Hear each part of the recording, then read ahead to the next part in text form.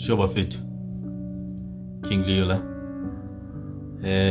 bafethu nizongixolela namhlanje ngizoba mude, ngizoba mude nyana because lento engifuna ukuyisho ithe ukuba tricky. It's not for everyone.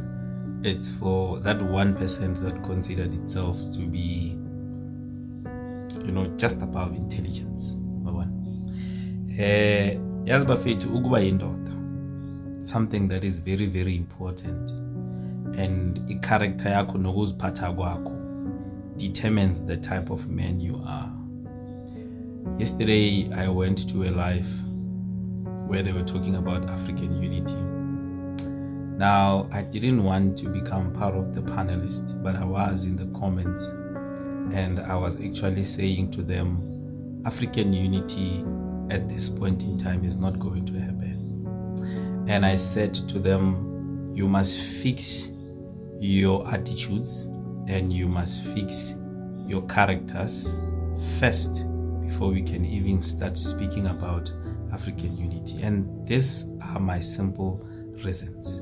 You see, Tina, as South African men, we are highly gifted in terms of the ability to can be able to think, in terms of the ability to can be able to be patient and strategize, which is something that most men from other countries lack.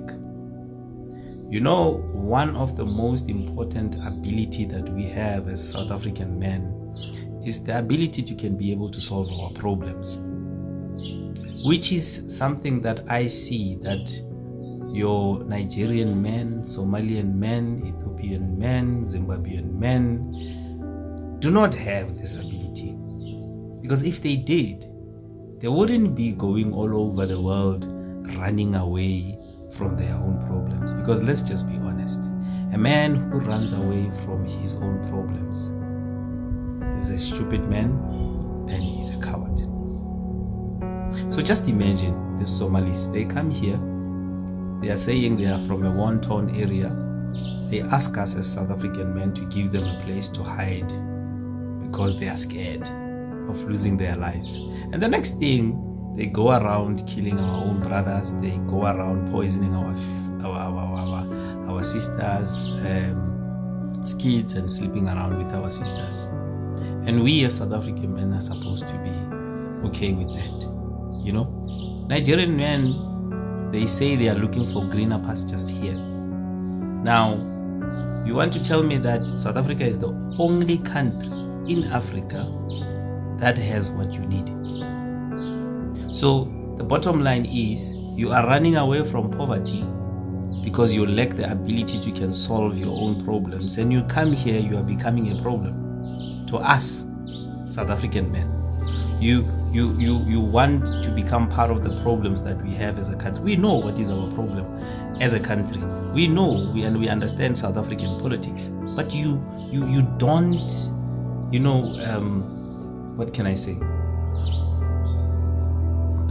You lack the ability to can solve your own problems and you run away because you are scared of hunger as a Nigerian man, and you call that intelligence. No, you're a weak man. You run away from war, you come here, you carry guns, you kill people, and you call that bravery. But you ran away from the war in your own country. Currently, as it stands, there are 3 women that have you by your balls. 3 women in South Africa that have you by your balls. Sandile from Tudula, Jessica from March and March, Victoria from PA. They have you by your balls. You go around all the healthcare clinics, it's women fighting you. You haven't really came face to face with a South African man. If you still remember the first xenophobic attack, that was a South African man fighting against you, and we showed you flames. Remember what he did in Alex? So I don't think you foreign men are ready for a fight with a South African man. Honestly, I don't think you are. Because if you were, you would know. You are now fighting with women, and those women are showing you flames. But anyway, that's not the reason why I'm making this video.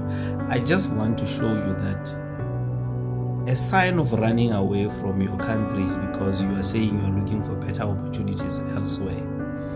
It shows the lack of the ability to solve your own problem as a man, and that shows that you are a weak man. Me, now, as a South African man, I'm not going anywhere. I will die here. I will fight here because as a man, my God-given right is to provide and protect my family. So if I'm not willing to die for my kids, my wife, and for my land, then why am I living? Why am I living? I might as well commit suicide and die. And this is the behavior that you find here in South Africa. South African men, if they don't have a solution to a problem, they take a gun, they kill themselves because they are useless. Now that's a sign of bravery. That's why I believe that a man who started this whole thing of a samurai was actually a South African man. So I'm saying this because I see you like saying that South African men are stupid. No, they are not stupid because they have the ability to solve their own problems and they don't run away from their own problems. You know, the thing is, in conclusion, what I've realized is that most African men, apart from us South African men, because we South African men are a bunch of winners surrounded by a bunch of losers. That's what we are, South African men. Most African men come here and want to gaslight us into thinking that what we are doing is wrong. How is it that as a man who's highly intelligent will get an advice from a loser? I'm a winner. Why would I be advised by a loser? Why would I be advised by a coward? We don't have a history of running away from our own problems. Even during the times Zaboshaga, Mshweshwe, Skukuni, Mashide, we don't have a history of running away. We don't. So, yeah, in conclusion,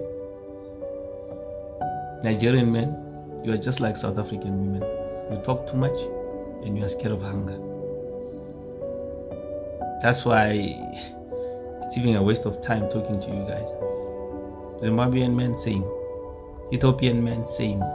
Somalian men, same. You are loudmouth and you are afraid of hunger. You are just like South African women. You are intoxicated by nyash, something that we are used to. But to you, it's this one big thing, it's in your head, But anyway, it is what it is, man. A coward man is a coward man, and a coward will always be a coward. But me, as King Leo, if the war does come in South Africa, I'm going to die here. I'll fight for my kids.